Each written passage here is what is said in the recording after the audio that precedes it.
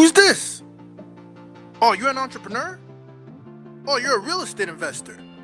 Oh, you're trying to learn from those who did it. Well, come into the lab then. Put your white coat on, gloves on, notepad, and let's build, y'all. Real estate experiment. What is happening, y'all? Today, I have the pleasure of having long overdue Roddrick Jones into the building. And now, again, I said that with a little French accent. I hope you don't mind. Roddrick. Is that how you go by, or do you pronounce it a little bit differently? Because I know you're from Atlanta. Yeah, I like the accent. For sure. I pronounce it Roddrick, but Roddrick is pretty dope. A little fancy. Now, I'm going to say this correctly because I did ask you. You deserve this introduction. You are the founder of Aparti Capital Markets, which is very interesting because when we do our research here at Invested Talent, this is what this show is brought to us by Invested Talent, my team here. And once you're in the lab, we like to dissect your business model a little bit. And so, first of all, I want to welcome you to the lab because, like I said, even offline, you could have been anywhere else, but you are here with Experiment Nation. So, Roddrick, welcome to the lab, my man. How's it going? It's going pretty good. Thanks for having me. Absolutely. This is pretty dope and pretty awesome. I'm happy to be here. We're happy. I was just telling you off the air. You're spoiling us. You're gonna spoil us because we come in here. We put on our lab coats, right? We roll up our sleeves and we get right to it. So I got to introduce you. So Capital Advisory Firm. So first of all, shout out to Georgia because you're also, like I said, local from Atlanta, and I want to definitely put you on the map.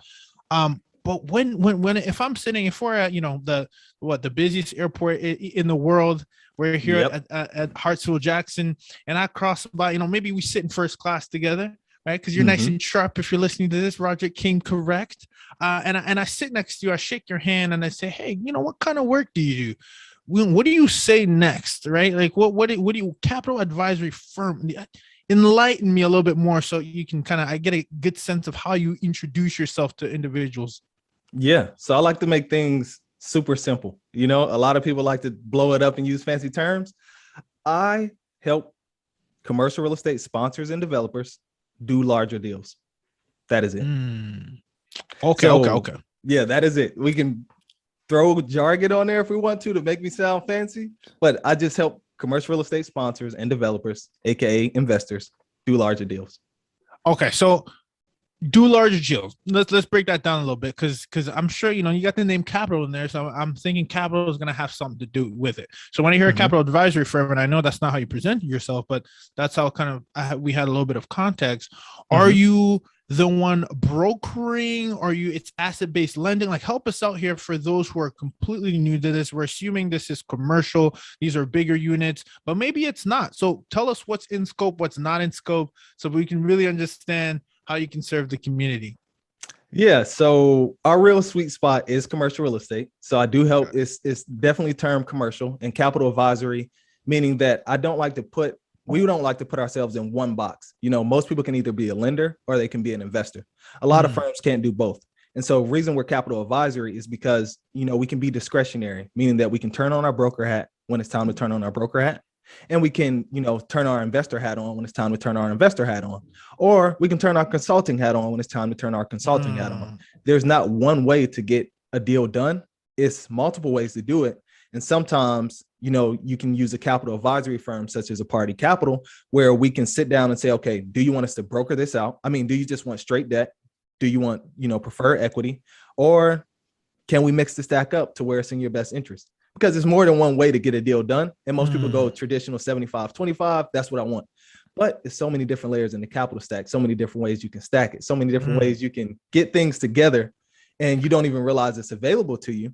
And that's where we come in and say, okay, we'll be the direct lender on this, or we're not interested in it, but we know a couple guys in our pipeline who may be interested in it. And we'll act as your broker to go and get you the best rates. It just depends on the opportunity. It depends on the deal. And it depends on, the commercial real estate sponsor.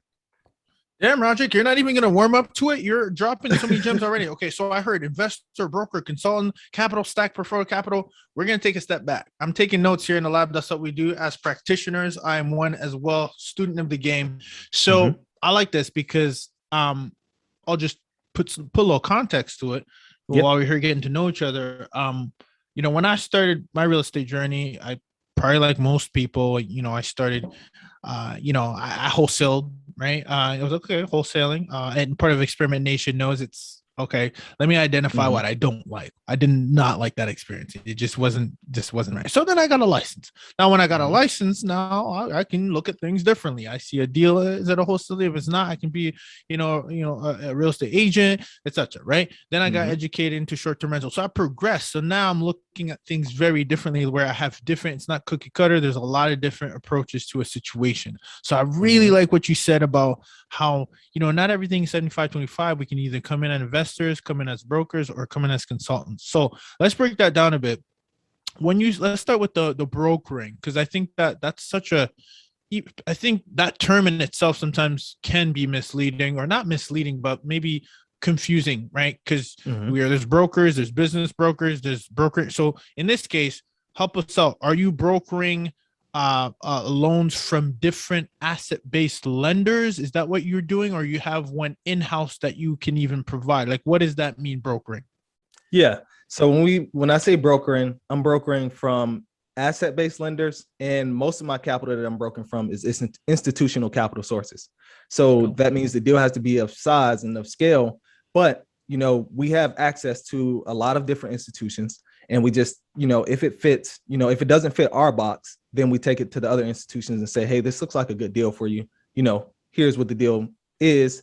And then we just act as a mortgage broker, get you the best rates, probably go about, 4 or 5 different capital sources or 4 or 5 different institutions, come present you with the terms, let you know, this is what this place is offering. This is what these guys are offering. Here's what we see that you should take. And, this is what we feel, may be in your best interest. But whatever you choose to do, we'll run it the way you want us to run it. And that's the brokering aspect of it. I gotta ask you, because you're so knowledgeable. So I gotta stop you as you're dropping some gems here. Asset-based lending or asset-based brokering, asset-based lending on the brokerage side. If you're brokering asset-based lenders, is it very similar to what you would see in single family, where it's very similar? You're shopping around, you have your markup, the buyer or the institution or the sponsor doesn't really, it's not coming out of their pocket. You're just charging a fee to the other. Is that similar, or is it very different? How does that work? So it can work either way. So it's similar and it's different. So it just depends on what we agree upon.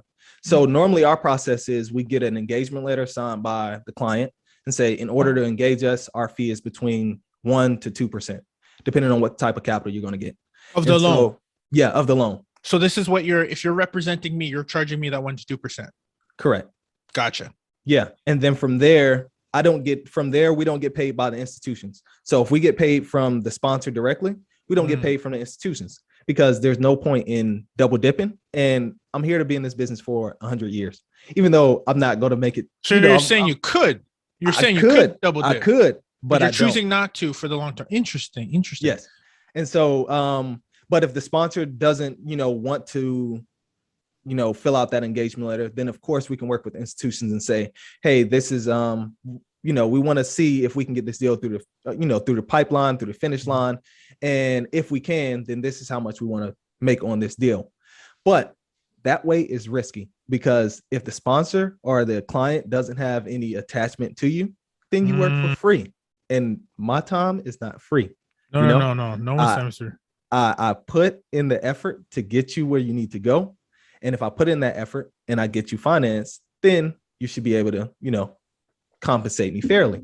Yeah. But if I don't get an engagement letter up front and I try to work it on the back end, 9 times out of 10, those deals never work, because the sponsor never comes through. And so it can happen on the back end, but it doesn't.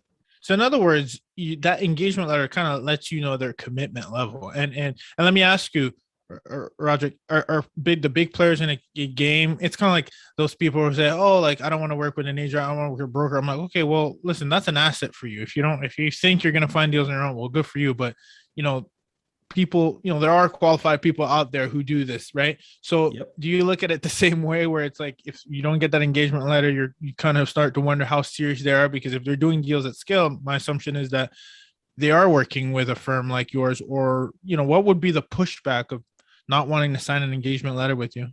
Yep, that's a great question. So the pushback. So the number one pushback that I get from people is, I don't see the value in it. And 2, you're charging me 1 point to get me debt. it doesn't make sense. Why are you charging me to get me debt? You know? Yeah, And that's a good question. yeah. And so the reason I lost my train of thought. You're charging me to get me debt. Yeah. So the reason I get that pushback is because the sponsor doesn't value their time. They don't value what they're in the business of doing. A sponsor and an investor is in the business of finding deals and finding money. And if you're not finding deals, you better be finding money. If you're not finding money, you better be finding deals. Now, what happens is a sponsor wants to go and also find money in form of debt when they can act as a CEO. Most sponsors don't act as CEOs. They act as, one-man shows or two-man shows, and they want to do everything themselves. Yeah. But if you hire a mortgage broker or a capital advisory firm, it's that firm's job to go out and find you the best rates, to find you the best capital, to find you the best everything to get that deal across the finish line. And when you don't do it and you choose to do it on yourself, then all that is still on your plate. But when you say, hey, I want to, get this deal financed, you can either go and talk to 10 different banks, or you can let us go and talk to 10 different banks. And when we go and talk to 10 different banks, we speak the bank's language. We know exactly, what to say, how to say it, when to say it, why to say it, how to get the rate down, how to get you the best rates, and how to present you with the best rates. Whereas if you go in, you're going to have to follow the standard process. Fill out this application every single time, do this, and then we'll get back to you. Let me ask you this. I'm so sorry. You made such great points. I just want to ask you real quick. I'm assuming that you must get repeat business. Am I correct? Correct. 100%. Okay. And in the case that you're not, would you then say it's someone who's relatively new, who hasn't had this person in their corner yet? Because I feel like if I got you by my side and you've helped me on my first deal, unless if we have some kind of hiccup down the street, I'm thinking I'm going to use you until, like, why would I go elsewhere? I got Roddrick in my corner. I'm ready to go. He helped me close on my last 100 unit. He's going to be the same guy that helps me find the financing for the second one, third one, and we have a long-term relationship. So I would assume you're in a long-term relationship kind of business, or is it not? Is it not what I think? Is that correct? Yes, it's a long relationship type of business. And if a client decides to go elsewhere, it's because something that we didn't do or something that I didn't do on my part.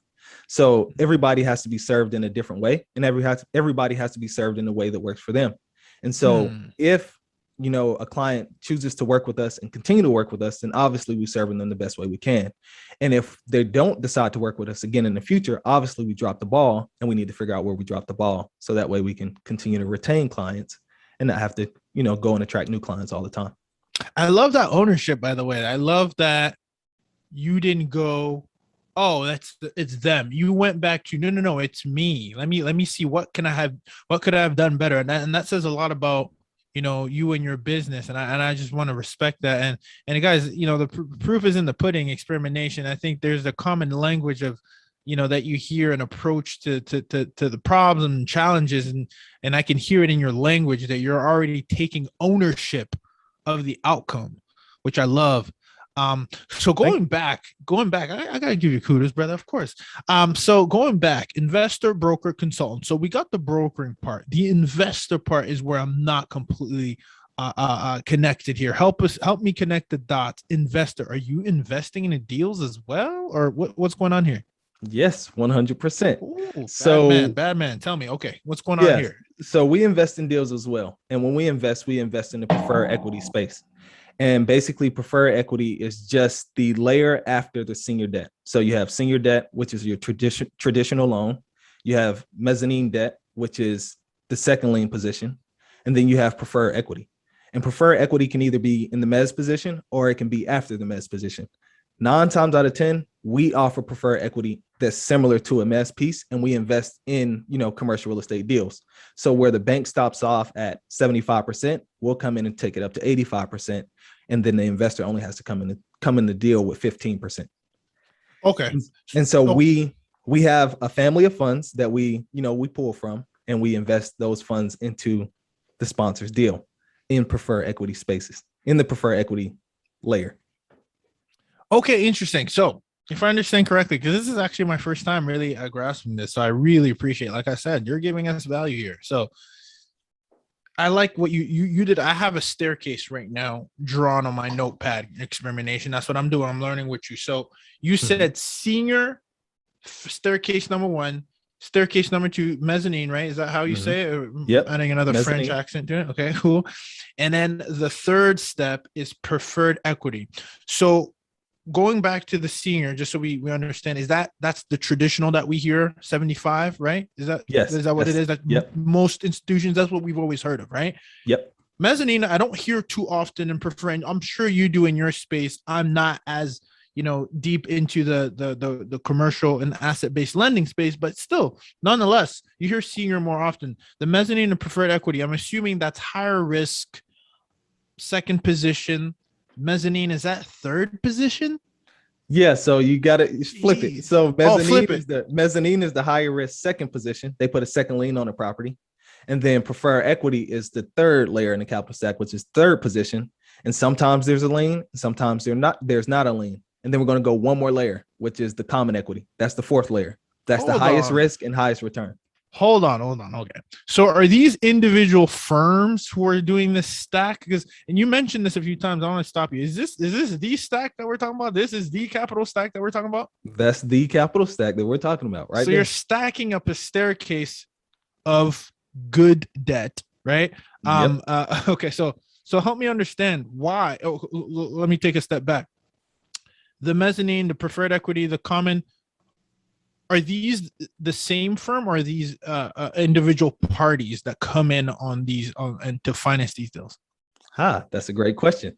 So the answer to the question is the answer that I hate is that it depends. So it depends. One, we can be that firm and we can go all the way up to 85%, meaning that how we look at it is senior debt is an investment. Mm-hmm. We have a fund specifically for senior debt. That's for our investors who want to get lower returns. They're in the same because it's less risky. Correct. And then you go mezz debt. If you want to put a lien on a property, you want a little bit more risk, we have a fund for that. And then pref equity, we have a fund for that. So if the deal works, we can be the 85%. But if it doesn't work, we can go to one firm we can broker it out and go to one firm for senior debt. We can go to one firm for preferred equity, and we can go to one firm for mezz. Sometimes you don't need mezz and you can just go to senior debt and preferred equity. It just depends on the deal and how it works. But every firm, you can go to firm for every piece, a different firm for every piece, or you can go to one firm for one piece and they'll do it all. Now that you obviously own this company and is it you, by the way, or you co-found it with someone? I want to make sure I give it all the respect. Yeah, so I co-founded it, but I run it 100%. Love it. All my companies you'll see will be co-founded by me. The other co-founder is a silent partner, which is my wife. So she co-founds every company with me, and we move together. So I never, want to take all the ownership and say I'm the owner. She's part owner of it too, because she deals with everything, everything beautiful. That I deal with. So she deals with it. Good for you. And yeah, thank you. And then we have, some advisors that help us. They help me and the company go the way we need to go. No. And the reason I was saying that is I was going somewhere with this. So yes. So, as the owner, the company and the co-owner of this company, what do you feel, what would make you feel comfortable or not keep you up at night, sleep in peace? Would it be funding the entire model and or the stack, I should say, and taking on all that risk, or do you feel more comfortable just having one layer of that stack? And if so, which one do you like the most, maybe? Yeah, that's a great question. So I feel comfortable taking on the entire stack. That is the only layer that I don't feel comfortable with right now is the common equity. We don't offer common equity yet.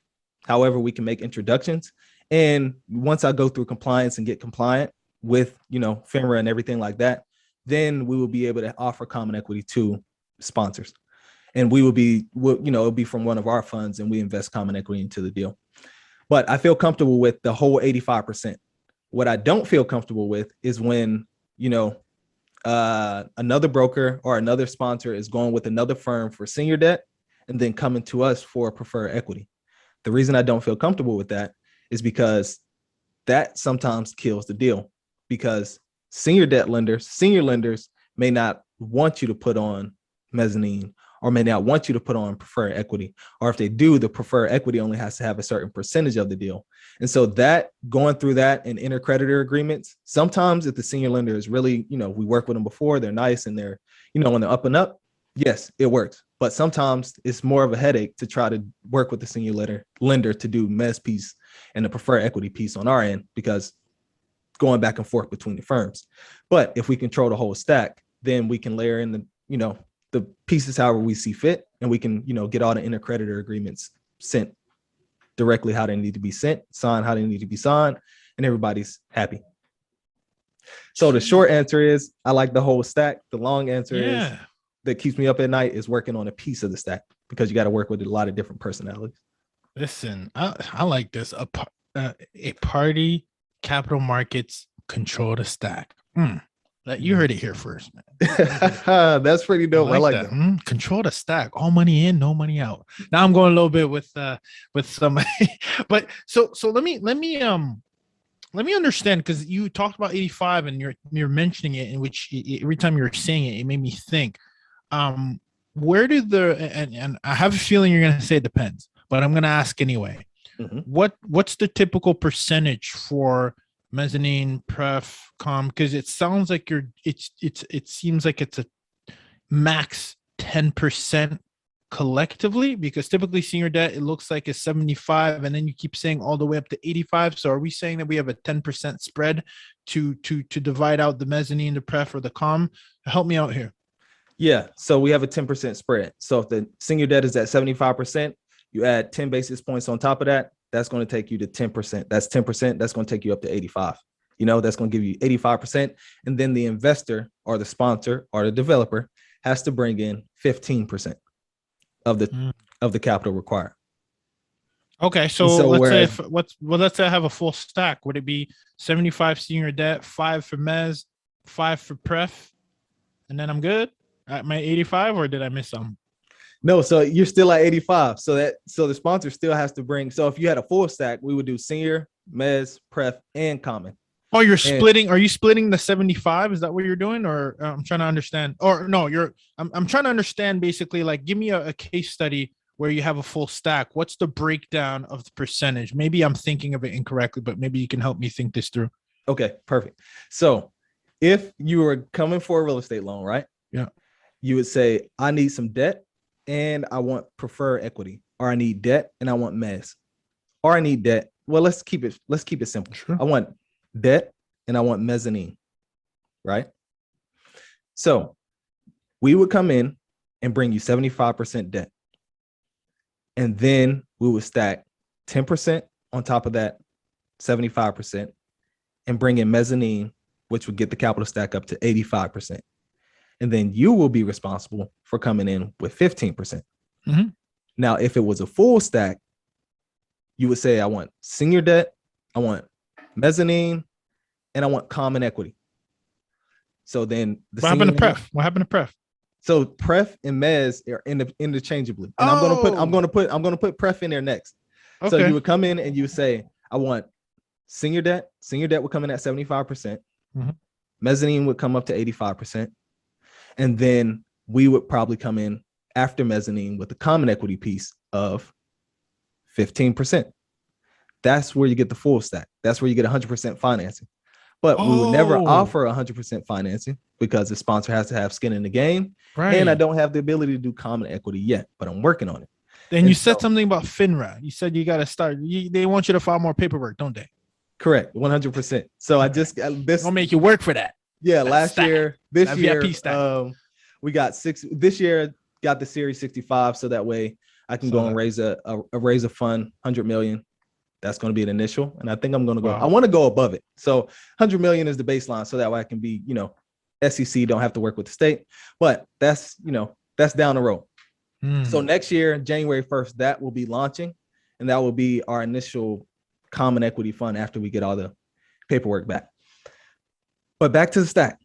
So now if you want a full stack, we would go 75% debt, 5% mezz, 5% pref. No, matter of fact, we can go 10% pref and then 5% common equity. But it just depends. So all the stuff is But where's my skin in the game? You have 5. So we went 10. And then your skin in the game is 5%. You bring 5% of the capital. 95. Yeah. Jeez, you're a good teacher, man. That was really good. Seriously. And the fact that you're not even doing this on the whiteboard or anything, for me, I'm a visual learner, and I just kept on. I even drew it out. You can see experimentation. I'm doing this. I got this. If you're listening to this, what I'm showing on camera is I got my staircase, because just real estate stairs makes sense. Step 1, senior debt, mezz / pref could be maybe a split staircase there, and then and then the skin and game from the investor. So first of all, great breakdown, Roddrick. We really appreciate that. And so now I want to ask you, because I had this question. You mentioned something about we don't really like to depending if you don't like having coming in as mezz or pref if there's someone on the senior debt side, maybe maybe won't allow a certain percentage or something along those lines. I wanted to ask you, for you, like, who's the most important stakeholder for you to be friends with? Like, who do you need? Is it the investor? Is it that senior debt associate? Maybe it's a third party if you're not doing a full stack in-house. Like, who's the person that gets that domino effect going in your business, do you think, that key stakeholder? Key stakeholder is in the investor. The investor is the key stakeholder. And the reason they're the key stakeholder, because the investor plays a different role for each layer of the stack. And when I say the investor, I would say a fixed income investor, which is primarily the senior holder. So 1 is the investor on our end.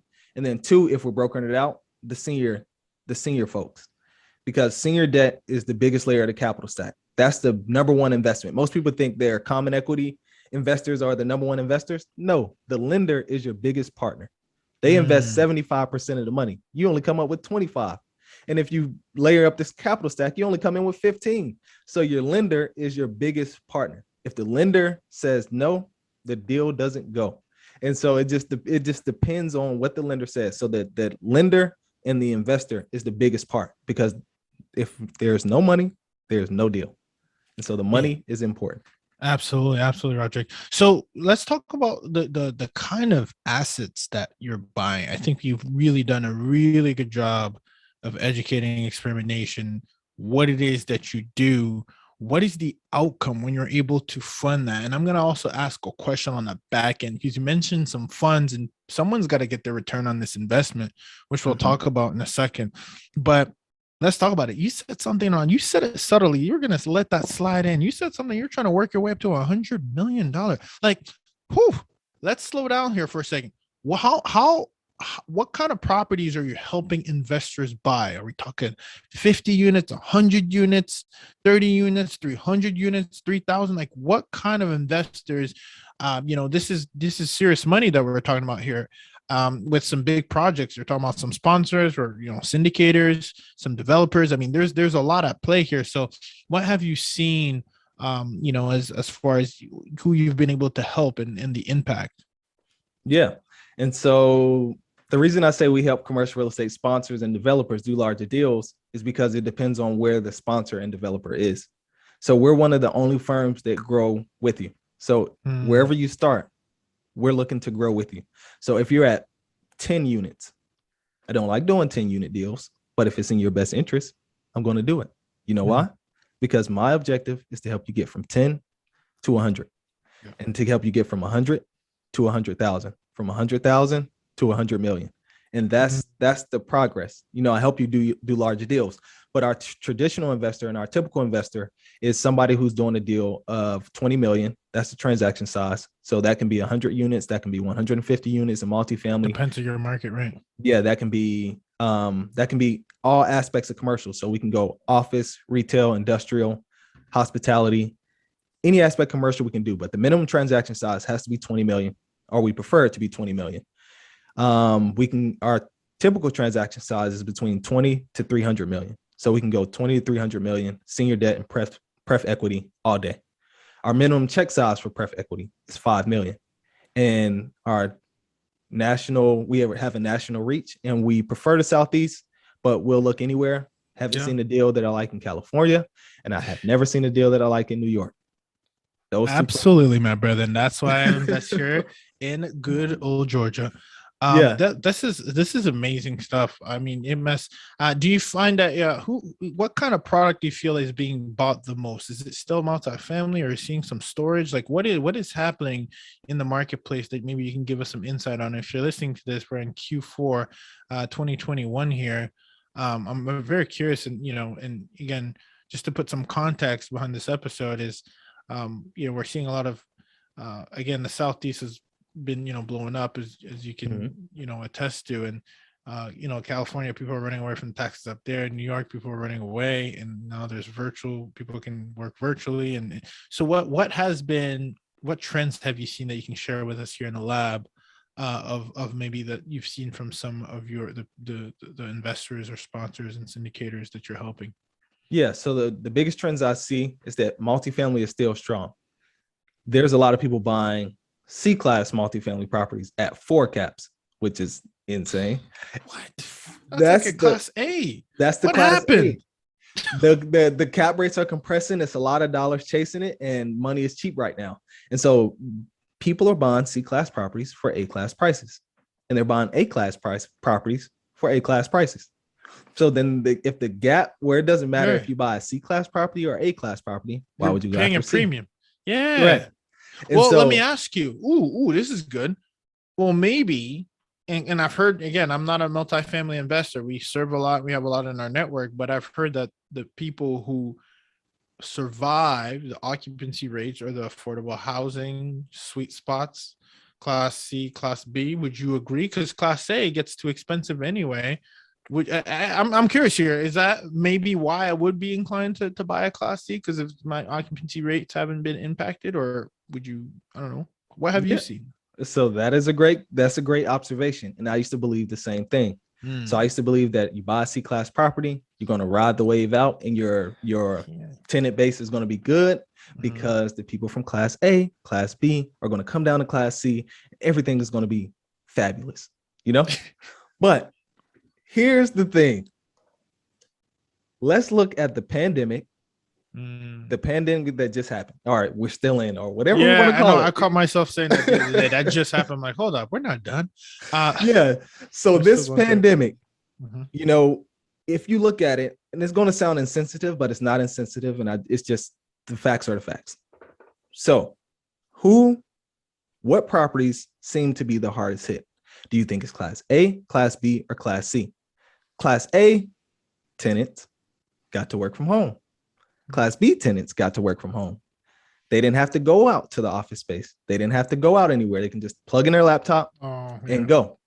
Class C tenant base are the working class. That's the blue collar. Yeah. I was going to say the white collar on the other side of class A, class B are the other ones virtually VPN. We're good.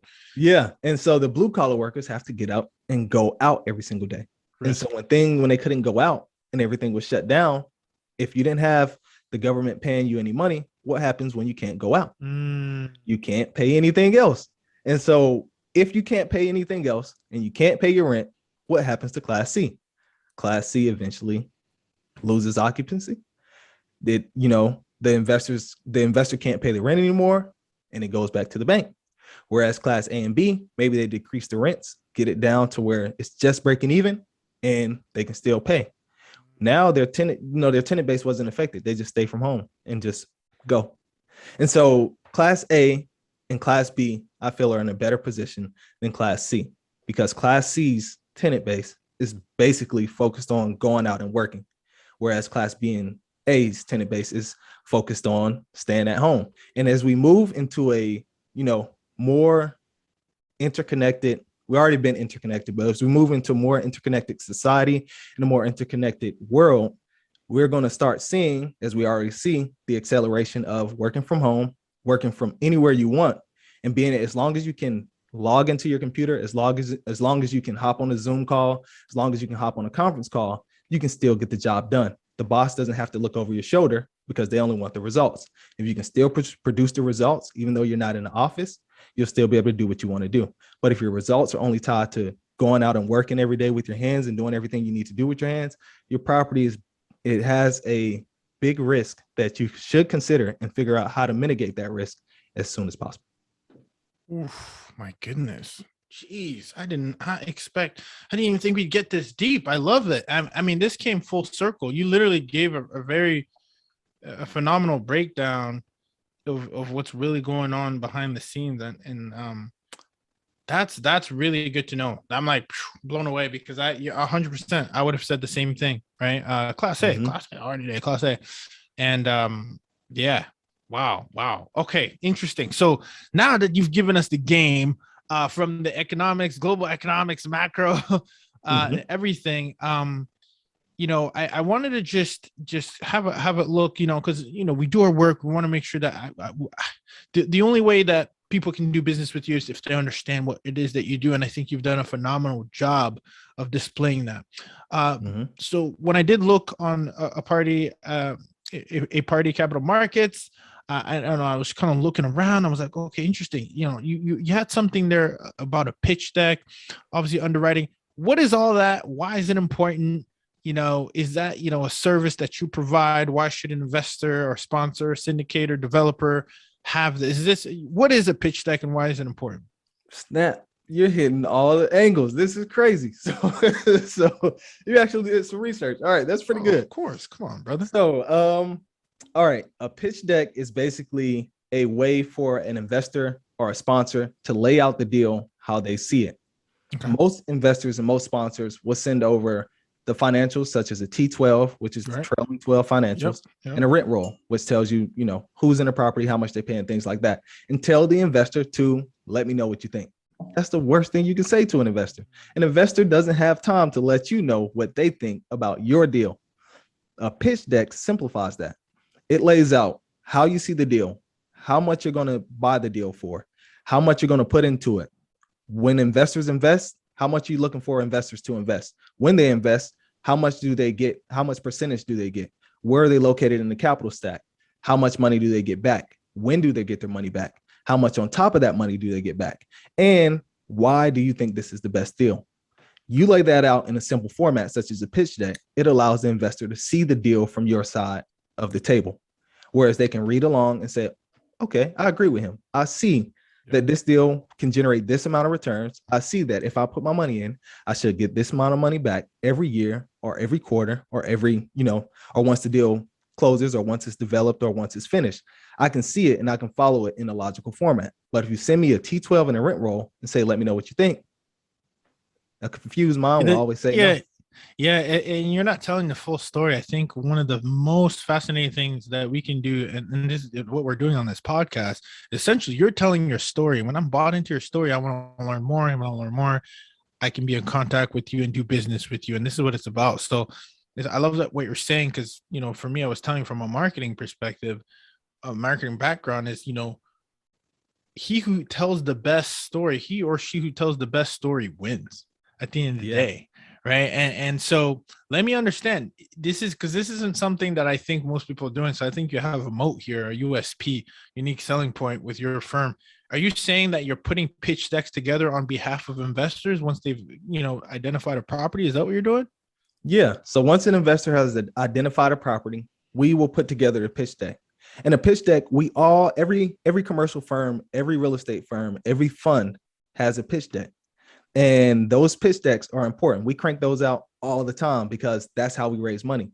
We allow it to see, we allow investors to see it from our side of the table, and we lay out the story.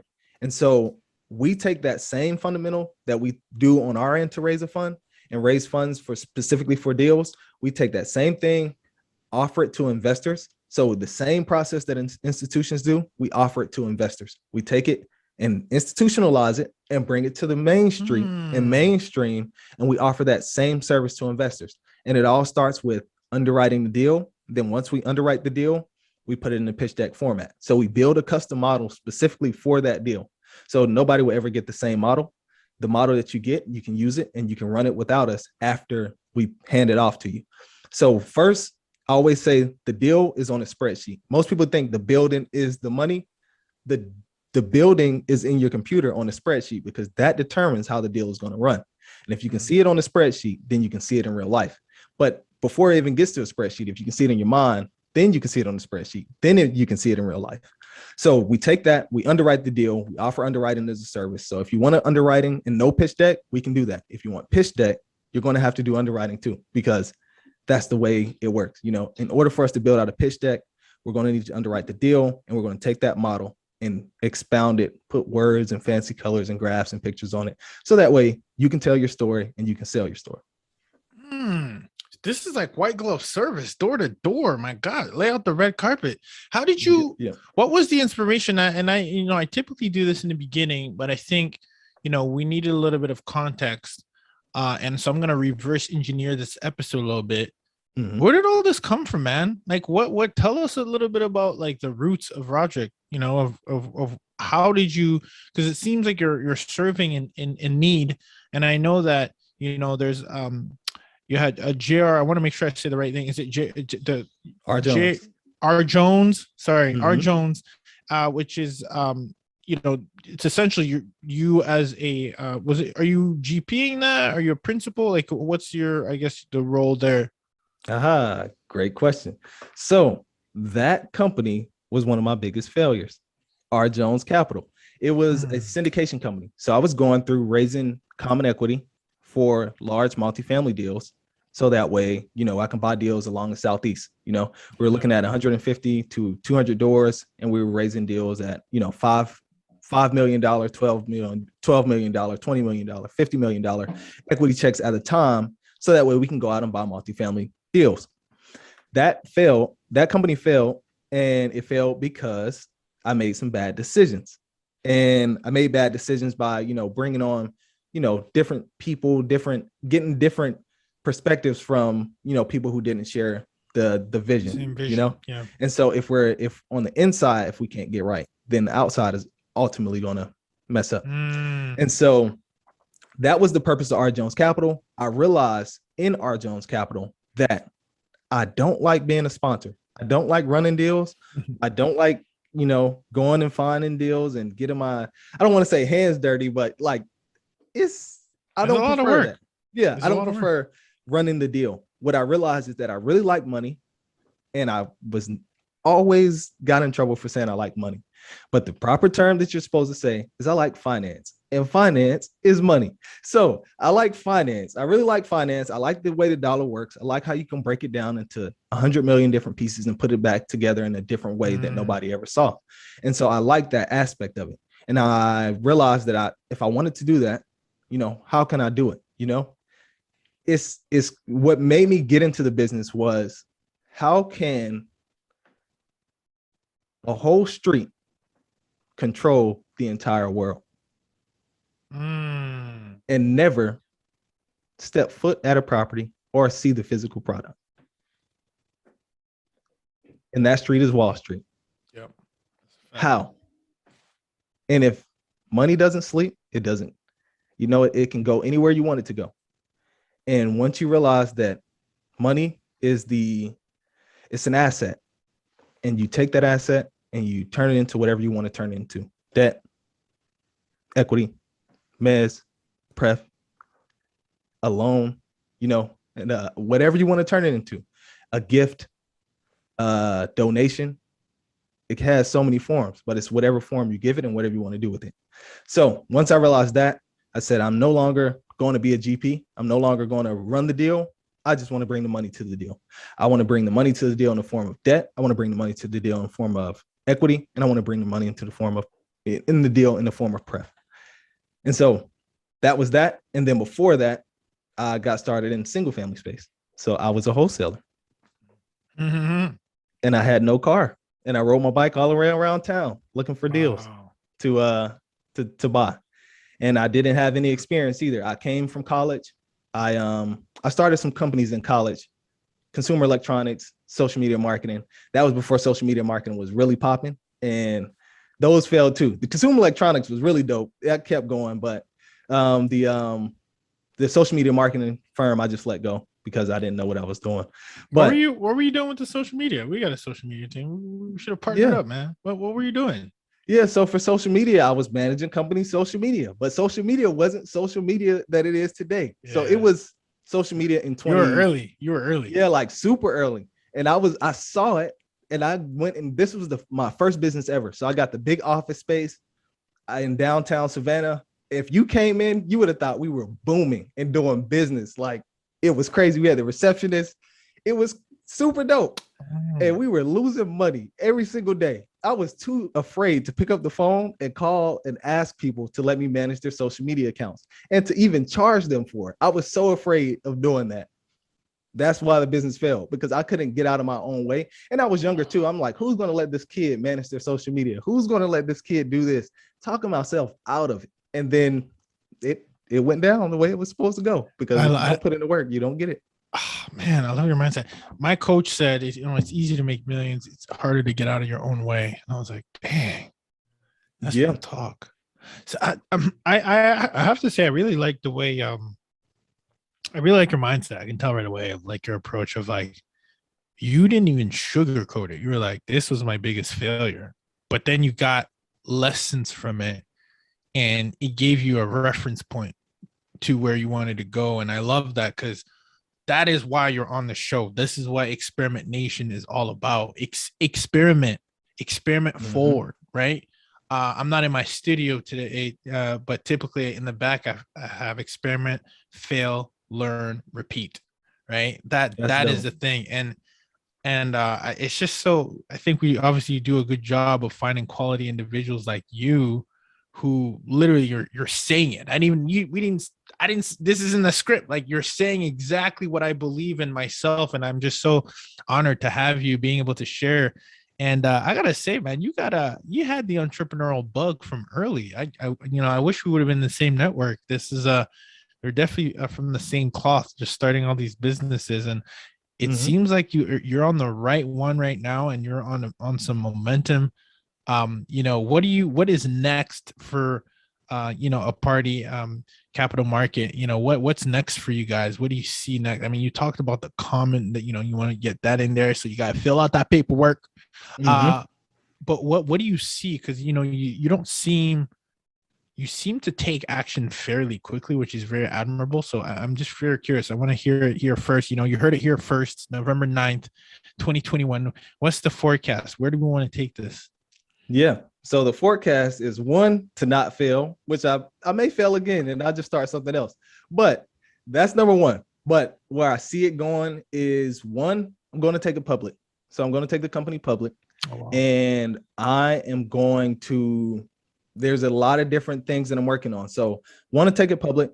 Two, there's a side car, which is called Aparti Fund, where we fund single family rentals, fix and flips, short-term rentals, long-term, like hard money or hard everything. Money. Yeah, hard money. I was gonna say, you look like a hard money guy to me. You like money?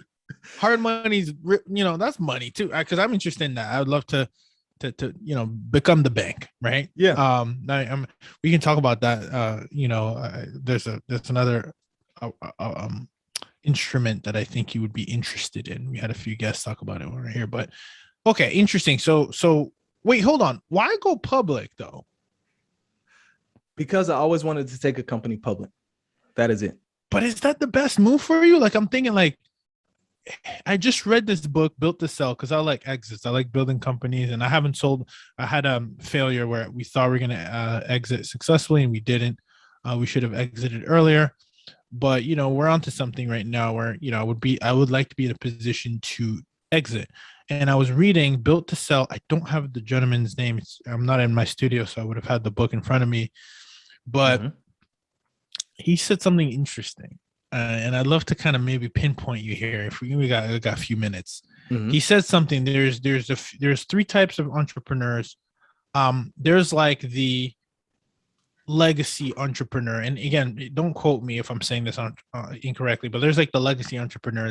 That's like Elon Musk, Jeff Bezos. Like, they don't really care about money, because that's why they let people take control of their companies, because they're just trying to like defeat the odds. They're on some other stuff, right? Then there's a good amount of percent of entrepreneurs who are like us, where we want the freedom, right? Completely we don't want to be told, we don't want a board of advisors. We don't want shareholders to tell us what to do, steer the ship. Like, we want that control. That's what we got in business in the first place. And then I think, I forget what the third one is. I don't know if the third one was like FU money, like something ridiculous. Something like they just, so I think part of us want that freedom. I guess for you, let me ask you while we're on the air, like, what drives you? Like, when you're starting all these businesses, is it just because you said you wanted to do something, you want to do it, you're trying to prove something? Is it leaving a legacy behind? Is it financial freedom? I'm very curious. What drives Roddrick? Yeah. So it's all of those. Leaving a legacy is number one. I want to leave a legacy. I want to put entrepreneurship and business on the map. And I want to do it without playing sports, without being an actor, without any form of entertainment. So legit business. Not saying that that's not legit business, but I want to change the landscape a little bit. Yeah. Oh, absolutely. I know what you're saying here. Yeah. Number two, I want to do it because I want to do it to see if I can do it. So I already know that I'm going to be in a financial position that's really good. Money is important. It is a tool. It allows me to live the way I need to live in order to grow the way that I need to grow. But at one point, you have so much money that you're not able to spend it all. So what the money allows me to do is take it all in and push it all out. And I want to take it all in and push it all out. And, that allows me to, one, make sure that I have a vehicle that's constantly throwing out funds, constantly throwing out money to fuel my lifestyle, to fuel my businesses, and to fuel my future growth. Because without money, you can't do as much as you can do with it. And if you have it and you have a vehicle that's just pumping in money, you can pour it out. And the more you pour it out, the more you help people. And the more you help people, the bigger you grow. And so one is about money, but it's not about money. It's about, can I do this? Can I put that point on the board that I said I wanted to do? And then once I do it, I'm done. It's a good answer. Yeah, you can't pour from an empty cup. That's a fact. Man, you've been so good. You've been so many good things. So many good things there. The last question that I had before go into the real quick rapid fire question, because I'm very interested in how your mind works, is we didn't really talk about the other side of, what happens on the loans. Is there, just very curious, are these loans, is asset-based loans, is it associated with Fannie Mae, Freddie Mac, or is that only single family? Is that different? Do they get resold? Those people who are investing, I feel like, those loans we didn't talk about the backside of it. I'm very curious, like who's coming in with the mezzanine and the, those are institutions, yes, but then we know how the bank system works. People are lending money to make money, get interest, and the other side. So very quickly, if you have the time, what does the other side look like? Or are those I don't know if there's a term where a loan is resold, or is it help me out here. You might be able to kind of help me connect those dots. What's the back end of the loan process look like, is where I'm getting at. Yeah. So there's three types. One is a balance sheet lender who's going to lend off the balance sheet and keep it on the balance sheet. Two is a conduit lender, conduit lender who will, package those loans up, or, lend out a certain amount of capital that they're able to lend out, then turn around and sell them so that way they can get their funds back from lending it out, and just keep repeating that process over and over. Then third is the CMBS lender, where they take all these funds. They build these different layers of capital. If it's a loan or a senior loan, they pull all these senior loans into one layer, and then they turn around and sell those senior loans off in the CMBS format, where investors can invest. So if investor want to make 5%, they'll buy a CMBS loan, they'll invest in it, and then they'll earn that 5% based on the pool of loans that's within that pool. And so you can, when putting together a loan, you can do three things. One, there's this thing called a syndicated first trust deed, where you get the loan in, and let's say you want to lend out $100 million. If my firm only has 25 million of it, I can go in JV with two other firms and say, hey, let's do this deal. And whatever percentage you bring in, that's how much percentage you get. And that on the back end, we make up, the loan. And on the front end, the sponsor only sees that he has $100 million loan. Whereas once the payments comes in, my percentage comes to me, their percentage goes to them. That's a syndicated first trustee. You can do a JV, which is a joint venture, which says I bring in the loan, you bring in the capital. This is my percentage of it. This is your percentage of it. We're good.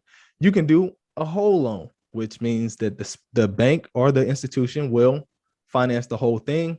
They won't sell it and they'll keep it on their balance sheet. Or if they finance the whole thing, they can hold it for 30 days and turn around and sell it, make a profit. And now somebody else owns the loan.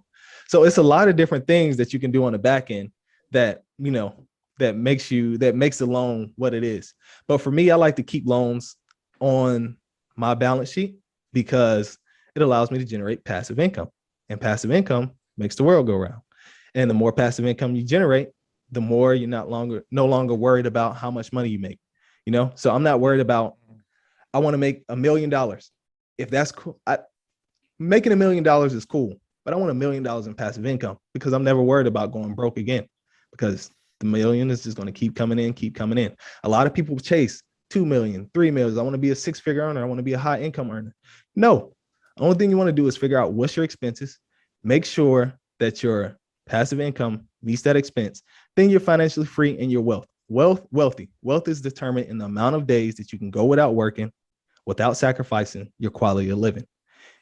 If you can't go one day without working and you have to sacrifice your quality of living, then you're technically broke. If you have $1 million and you spend 999,000 of it, you're still broke. That's passive income is the game. That's the goal. Get passive. That's it. Whatever you do, push the money out, get passive. Roddrick, man, I got to tell you, this was really, really good, man. I can't tell you how good so much financial literacy. I was taking so many notes, and I think you just put a bow on this one. I got to ask you right before you jet out, my man, rapid fire round. I love how your mind works. You got to let me know, man, what is a book that you read out there that stands out in your lab? Because, I'm sensing some deep roots of personal development and literacy and financial literacy, that is, and just, entrepreneurship intel. So I'm just curious, what's in your library, man? What do you got for us? The first book is going to be The Carpenter by John Gordon. Mm-hmm. It's about love, care, and serve. And I feel that's what makes the world go round. If you love what you do, if you care, and if you serve others, you'll always be okay. Now, that's the book that I recommend to everybody, because it's not a traditional business book. It's a business book and a self-help book, but it makes you think in a different way. The next one, I'll give you one more, which is traditional. Everybody loves Rich Dad, Poor Dad. That's what got me started. That's what allowed me to, think about financial freedom and passive income. And the last one is going to be, The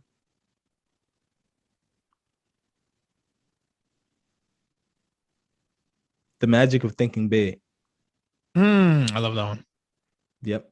That's it. Damn, of course. I'm not surprised, man. That's good.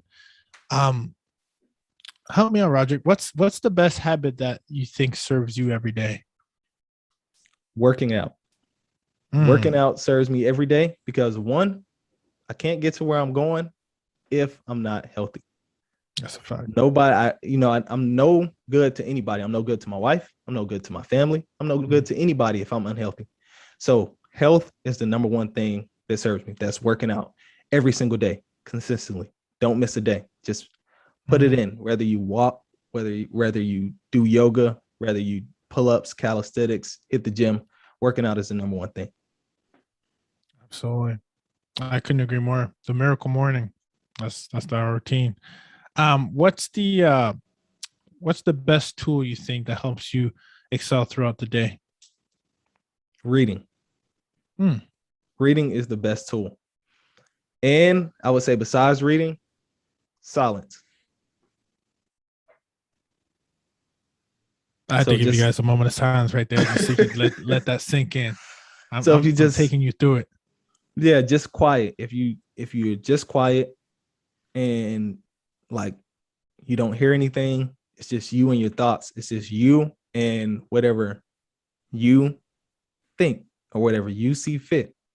That's the best part, because we go throughout the day and everybody's coming into us and pouring into us and in our ear 24/7, but we never take the time out to figure out, who am I? What makes me happy? Why do I do this? Why do I do what I want to do? Yeah. Why am I doing what I'm doing? And when you build your things from there, when people ask you why you do what you do, you're doing it because you decided to do it, not because somebody else told you to do it. And when you take that time to yourself, you're able to think about it and figure out what makes you you and why you're that way. And I gotta say, man, we gotta drop the mic on this one. And I think it's such a good segue because, someone, I think I was speaking about it with a friend of mine, one of the good things you to think about is, if you had all the money in the world or financially free, like you said, what would you do? Go back to that route. And to me, I'd be here, right? I'm still here. Right? We're still hustling. We're building businesses. We're still very young, still got a lot of goals I want to hit. But, times like this, when I can connect with a like-minded individual like yourself, there's so much knowledge. I mean, there's so much to learn. I'm learning every single day. That's what I told you. This is a treat for myself, Experiment Nation, and we want to give it back to you when this launches and this drops. We want to just serve you and return that favor, because you came into this lab today and you over delivered. So, before you go, I want to make sure that we're keeping up to speed with your adventures and that the audience has a chance to tap in to possibly even work with you. If that is the case, Roddrick, help us out. Where can we find out more about you? Obviously, I have your website open up here, but I want to give you the opportunity to give our listeners, where are you the most active? Your website is aparticapitalmarkets.com, but where else also are you active, and where else can people get in touch with you, and what is the best way? Yeah, you can follow me on social media at Roddrick Jones, ROD as in dog, D as in dog, RICK Jones. You can go to my website, Aparti Capital Markets. You can go to my personal website, roddrickjones.com, or you can shoot me an email or shoot me a text. My phone number is 770-421-5160, and my email is Roddrick@Aparti Capital Markets. I love it. We'll make sure you include that in the show notes. And like I said, it's a pleasure to have a practitioner come into the lab, step in here, another local from Georgia. I have to make sure we represent, to make sure that we give you the time of day. But I appreciate you coming to the lab. And just like that, Experiment Nation, we are out.